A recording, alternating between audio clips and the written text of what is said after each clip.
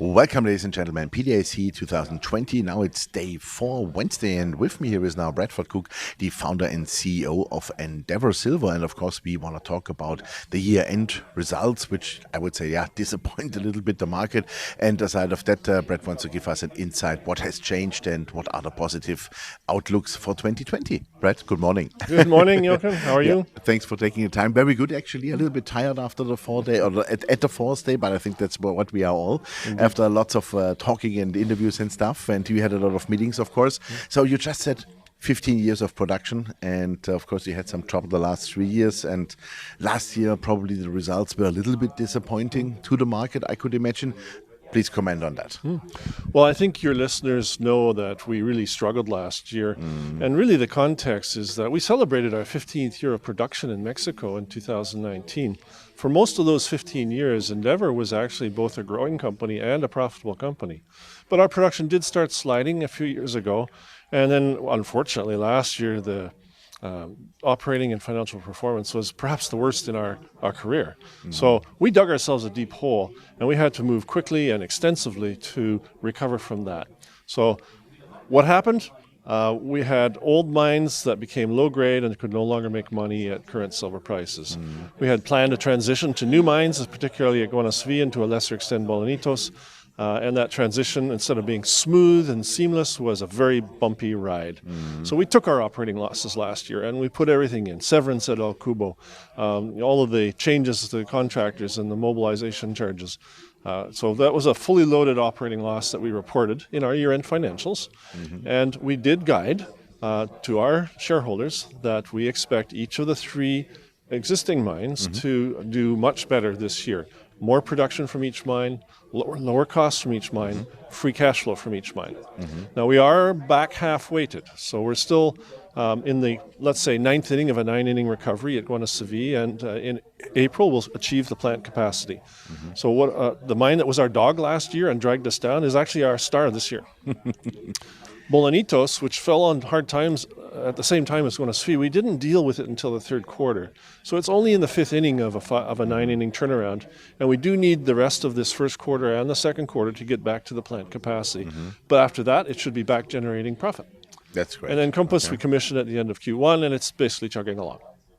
Okay, cool. Super. So what would it mean then for 2020? Can we say that, let's say, all the horrible times, the horrible numbers you have put into last year's numbers, because that's what it looked a little bit like to me, that you said, okay, let's come off, let's write that stuff off, let's get El Cubo under care and maintenance, and let's put everything in, and now 2020 we go with fresh power and fresh Correct. We had severance, we had closure costs, we had some inventory write-downs, so just we jammed it all in because it was such a bad year. Let's just get that behind us. We can do much better, and we have done much better for many years. Yeah, exactly. Great. So what were, let's say, the exact measures you have taken now for 2020 that you can achieve even lower costs? What are you working? So I think the most important aspects of our sweeping changes to turn the operations around, and it wasn't just one thing, we changed out the site management because we really did have a management problem. We weren't getting what we wanted done by the right people. So we changed the people. Then we were able to reduce the workforce, change out the contractors, change the mine plan, buy new equipment. And it was really quite a clean sweep. And as a result, if you look at the quarterly performance of Guanaceví after Q1, every quarter, the production was rising, the grades were rising. Even if you look at January and February of this year, still rising. And we achieved the plant capacity in April. So Guanaceví, big check mark. Bolañitos, more than halfway there. So there's still some risk in Bolañitos, but we feel that by the end of the first half and going into the 3rd quarter, that Bolañitos will be back where it should be. Okay, fantastic. But you have not stopped to, let's say, explore, for example, to work on the future of the company. You are still drilling further to replace the production you are doing, because I think that's one of the biggest risks companies are facing then, when they say, oh, no, we have to bring the costs down, and then you all of a sudden you're losing your future. So I like to say that we have 4 legs to our value proposition this year. And what's new is acquisitions of properties adjacent to our existing mines that would allow us to extend the mine lives. And so we're working on this at Guanaceví. We did one deal last year. We had 2 ore bodies historically that was stopped mining at a property boundary. We got the lease with the neighbor's ground. We started mining in those 2 areas. We can do the same thing this year at Fresnillo, no guarantees, but we have 3 ore bodies that we had to stop mining at a property boundary. And we know that they have goodies on the other side. So if we can get that deal done, it's like a new lease on life for the mine, like several years mine extension. Then it's again in the play. And even Kubo, I can't say too much about Kubo. We did not announce closure. We announced suspension of operations. We are evaluating our alternatives. Clearly, closure is one alternative. Acquiring ground with resources nearby is another alternative. So we're just evaluating that. Okay, super. So then what is the status? Because I value this, the most important project is Terronera. So what is going on there then now, and how far are you with, let's say, the financing proceedings?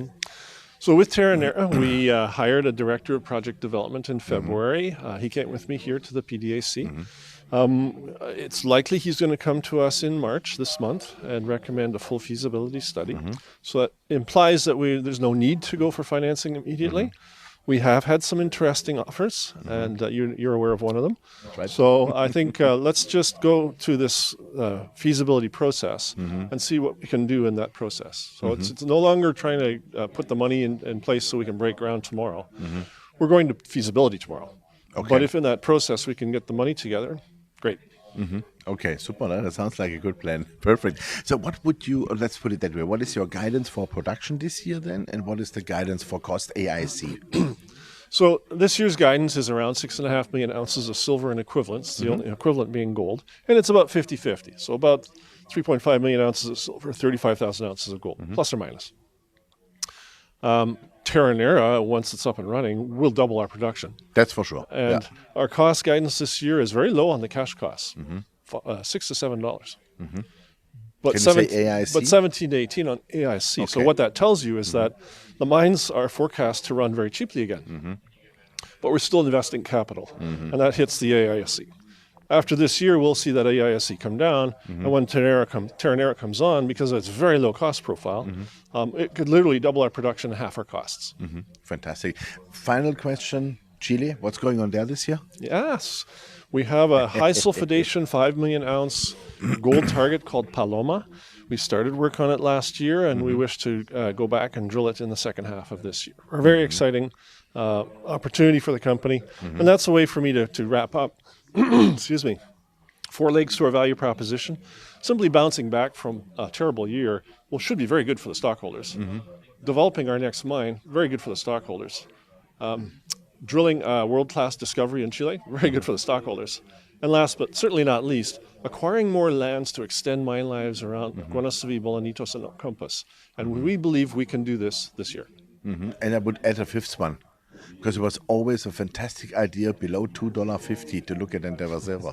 That's what the chart is telling me. Indeed. That's right. Thank you very much, Brad. All the best for that, and keep us posted. Thanks, Johan. Thank you. Yeah, ladies and gentlemen, it was Bradford Cooke, the co-founder and CEO of Endeavour Silver. And you heard it, they had a horrible year last year, of course. Well, this happens. We are dealing with Mother Nature. This is mining.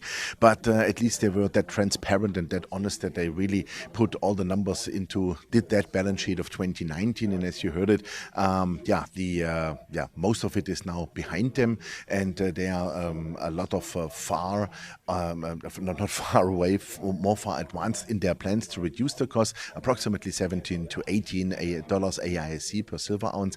That is quite okay, I would say. We just have those prices here, what we see. We think all that silver goes much, much higher, also does gold. And so from that perspective, I think it's a wonderful situation to look again at the stock for sure, to look at the company, because the turnaround is just around the corner. Thanks for watching us, and bye-bye from Toronto.